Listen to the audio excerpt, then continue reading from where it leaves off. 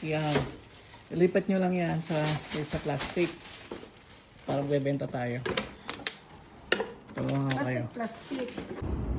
Tulungan ko na lang kayo dun sa dalawa. Ako na bahala dun sa dalawa. Sige na, pasok kayo dun. Kayo magbenta na. Saan dito? Pila lang kayo dyan. Diretso kayo. Nay, isang ka kayo? Magbebenta ng bote. Hindi natin magkano mabibenta niyo. Ito talaga. Araw talaga ng bentahan ng bote ngayon. Tingin nga, nakamagkano kayo? 18. 18 sa magkano yun sa Pilipinas. Ang benta ay 800 minus 2. Naka 720 nga din kayo eh. Bote lang. Tingnan ang resibo. Ganito pala yun, yung mga Oh, coins. kaya yung mga coins. Pakita yun sa kanila. Ari 80 pesos, ari 40. Ah, ito. Tapos, ito. Yung dos 80, yung piso ay 40. Mm. Pa.